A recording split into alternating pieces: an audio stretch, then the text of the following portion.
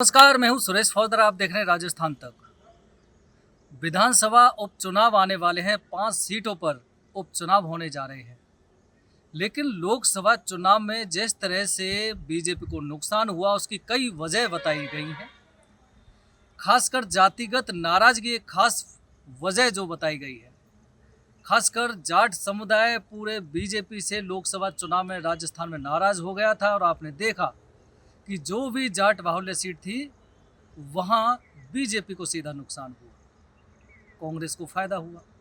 मीणा समाज किरोड़ीलाल बाबा को लेकर नाराज था बीजेपी से और उसका नुकसान भी बीजेपी को उठाना पड़ा था। अब जहाँ तक हम पूर्वी राजस्थान की बात कर रहे हैं, तो भरतपुर जिला जो मुख्यमंत्री भजनलाल शर्मा का गृह जिला भी है, वहाँ उम्मीद की जा रही थी। उस समय लोकसभा चुनाव के दौरान दावे वादे किए जा रहे थे बीजेपी द्वारा, मुख्यमंत्री भजनलाल शर्मा द्वारा, कि हमारी बीजेपी की सीट 4 और 5 लाख मतों से जीतेगी। लेकिन उल्टा हुआ, 49,000 मतों से बीजेपी हारी, कांग्रेस जीत गई। नाराजगी यहाँ भरतपुर जिले में जाटों की खासकर थी। उसकी वजह भी ये थी, जाट आरक्षण मुद्दा भी एक यहाँ हावी हुआ था और खासकर किसान आंदोलन मुद्दा भी एक हावी हुआ था, जिससे न केवल राजस्थान भरतपुर बल्कि पूरे उत्तर भारत के जाट समुदाय कहीं ना कहीं बीजेपी से नाराज होते हुए दिखाई दिए थे और नुकसान सीधा सा बीजेपी को दिखाई दिया, फायदा कांग्रेस को हुआ। अब बता रहे हैं कि मंत्रिमंडल फेरबदल हो सकता है, नए चेहरों को मौका मिल सकता है। नए चेहरे कौन होंगे, क्या वो जातिगत आधार पर जो नाराजगी बीजेपी को सहनी पड़ी उसको साधने का काम किया जाएगा, उन सभी का ध्यान रखा जा सकता है। और बताया जा रहा है कि भरतपुर जिले से, क्योंकि भरतपुर से डीग जिला भी अलग बन गया और भरतपुर भी अलग है। अब भरतपुर हालांकि 7 विधानसभा सीट हैं जो कि पूरे भरतपुर जिले में ही संभाली जाती हैं। लोकसभा सीट भी भरतपुर कहलाती है। बताया जा रहा है कि मंत्रिमंडल अगर फेरबदल होता है तो जाट समाज के चेहरों को प्राथमिकता दी जा सकती है, जो कि भरतपुर से नहीं दी गई है। भरतपुर जिले की 7 विधानसभा सीटों से सिर्फ एक मंत्री बनाए गए, जवाहर सिंह बेड़म, जो नगर से बीजेपी के विधायक हैं।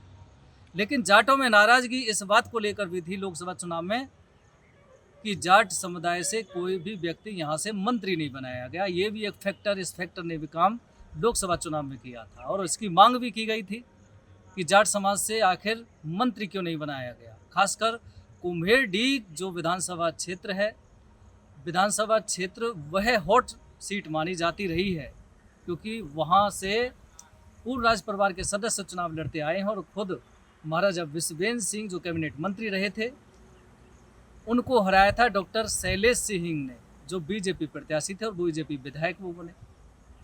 अंदाज़ा लगाया जा रहा था और जाट समाज को ये विश्वास था कि हॉट सीट से चुनाव जीतने वाले डॉक्टर शैलेश सिंह को मंत्रिमंडल में जगह मिल सकती है, लेकिन नहीं हुआ और ये मुद्दा भी छाया रहा। तो बताया जा रहा है कि अब जो मंत्रिमंडल फेरबदल हो रहा है उसमें कहीं ना कहीं जाटों को साधने का काम किया जा सकता है और उसमें अगर ऐसा होता है तो डॉक्टर शैलेश सिंह के नंबर ज़्यादा बताए जा रहे हैं, उनको मौका मिल सकता है। इसके कयास भी लगाए जा रहे हैं राजनीतिक गलियारों में। अब डॉक्टर शैलेश सिंह चूँकि हॉट सीट से चुनाव लड़के आए हैं, चुनाव जीत के आए हैं, महाराजा विश्वेंद्र सिंह चुनाव उन्होंने हराया है। उनके पिता भी डॉक्टर दिगंबर सिंह वसुंधरा सरकार में कैबिनेट मंत्री रहे, राज्य मंत्री रहे, विकास पुरुष उनको कहा जाता था। तो बताया जा रहा है कि डॉक्टर शैलेश सिंह के चांस ज़्यादा हैं, मंत्रिमंडल फेरबदल में उनको मौका मिल सकता है, जिससे जातिगत नाराजगी साधने का काम बीजेपी द्वारा किया जा सकता है।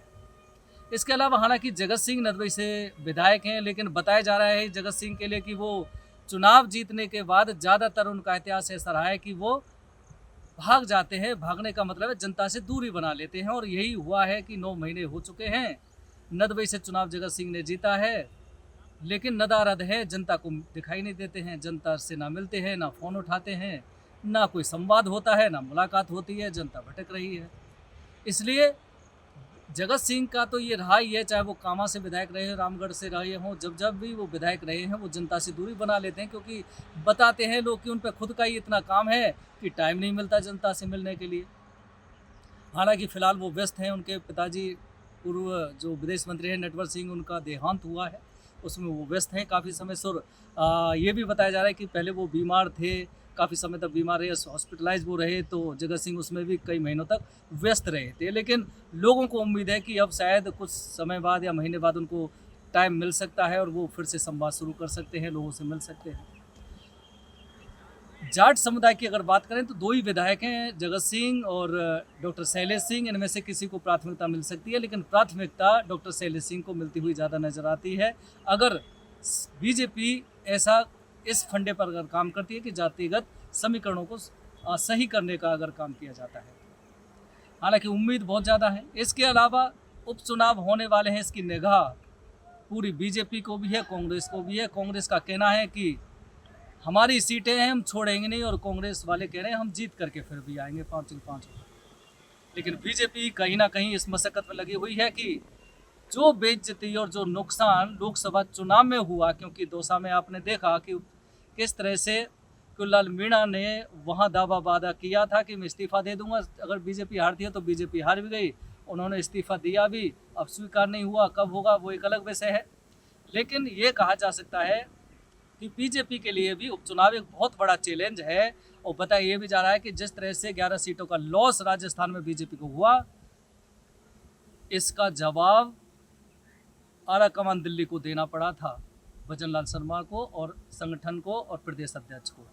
अब हिदायत ये दी गई बताई है दिल्ली से कि उपचुनाव होने जा रहे हैं, ध्यान रखिए नुकसान नहीं होना चाहिए, सभी सीट जीतनी चाहिए। अब कैसे जीतेंगे, कैसे रणनीति बना रहे हैं, क्योंकि जो लोकसभा चुनाव में नाराजगी चल रही है वो तो आज भी चल रही है।